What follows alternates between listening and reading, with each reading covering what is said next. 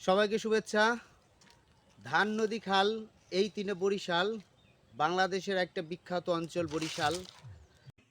বরিশাল দক্ষিণ বাংলাদেশের একটি গুরুত্বপূর্ণ জেলা এবং বরিশাল বিভাগের সদর দপ্তর।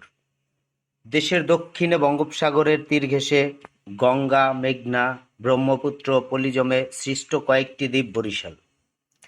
প্রাচীন নাম বাকলা, চন্দ্রদ্বীপ। প্রাচীনকাল থেকেই নদী ভাঙন, ঝড়, জলোচ্ছ্বাস মোকাবেলা করে বেঁচে থাকা এই অঞ্চলের মানুষের পেশা কৃষি ও মৎস্য শিকার। প্রাচীন পুঁথি থেকে ধারণা পাওয়া যায় বাকলা চন্দ্রদ্বীপের জন্ম 4000 বছর পূর্বে। প্রাচীনকালে এই দ্বীপে ছিল অসংখ্য নদী-নালা। কালক্রমে জেলার মূল নাম বাকেরগঞ্জের পরিবর্তে বরিশাল নামটি পরিচিতি লাভ করে। দেশের খাদ্যশস্য ও মৎস্য উৎপাদনে অন্যতম মূল উৎস বরিশাল। একে বাংলার ভেনিস বলা হয়। বরিশাল নামকরণ সম্পর্কে অনেক মতভেদ রয়েছে। বড় বড় শাল গাছের কারণে বড়জোগ শাল, বরিশাল। এছাড়া পর্তুগিজ বেরিও শেলির প্রেমের কাহিনী অনেক মতভেদ পাওয়া যায়। নদীর অববাহিকার এ জেলার প্রায় বয়স 200 বছর। এককালে বরিশাল জেলা শহর বর্তমানে রূপ নিয়েছে বরিশাল বিভাগীয় শহরে। কবি কাজী নজরুল ইসলাম বরিশালের রূপ সৌন্দর্যে বিমোহিত হয়ে নাম দিয়েছিলেন প্রাচ্যের ভেনিস। বিশ্বকবি রবীন্দ্রনাথ ঠাকুরের সঙ্গে এ শহরের আত্মীয়তা ও ব্যবসায়িক সম্পর্ক ছিল।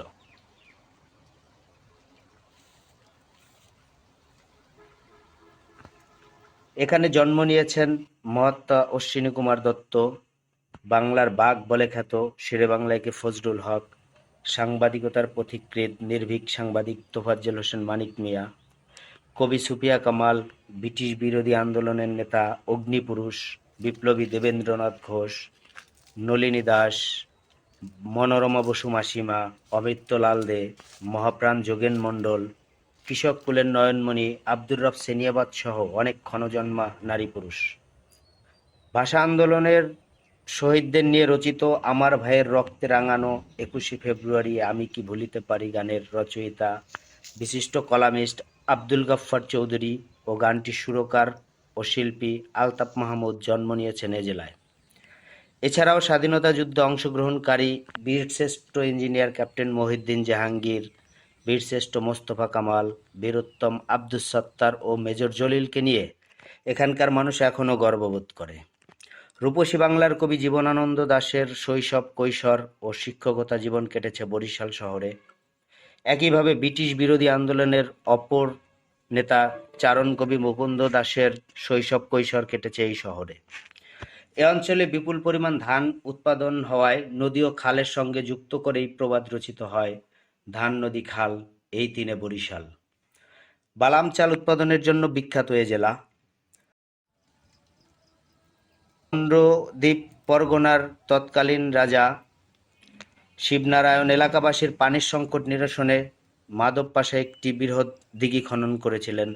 তার মা দুর্গা দেবীর নামে এই দিঘিটির নামকরণ করা হয় দুর্গাসাগর। দুর্গাসাগরের অদূরেই রয়েছে অত্যাধুনিক বায়তুল আমান জামে মসজিদ কমপ্লেক্স ও শেরেবাংলা ফজলুল হক জাদুঘর। এই জাদুঘরটি বানরিপাড়ার চাখারে শেরেবাংলার জন্মভিটায় অবস্থিত। এছাড়া দর্শনীয় স্থানগুলোর মধ্যে রয়েছে লাখুটিয়া জমিদার বাড়ি, প্রায় 300 বছরের পুরনো। জীবনানন্দের স্মৃতি বিজড়িত রূপসী বাংলার মাধুর্যে ছড়িয়ে ছিটিয়ে আছে এখানকার প্রতিটি পথে প্রান্তরে। বাংলাদেশের সামাজিক, সাংস্কৃতিক ও রাজনৈতিক অঙ্গনে বরিশাল এক অসাধারণ স্থান দখল করে আছে। বাঙালির অনেক কীর্তি আর কৃতিত্বের সাথে জড়িয়ে আছে বরিশালের নাম।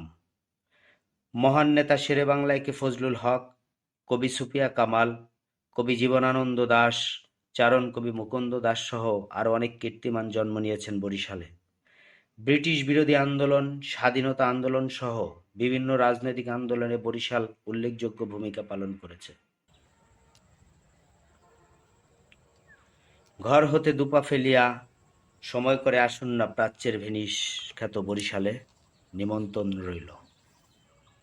তো বন্ধুরা, আজকে পর্যন্তই। দেখা হবে নতুন কোনো ভিডিও নিয়ে আপনাদের সাথে এবং নতুন কোনো জায়গায়, নতুন কোনো আলাপে। ধন্যবাদ সবাইকে।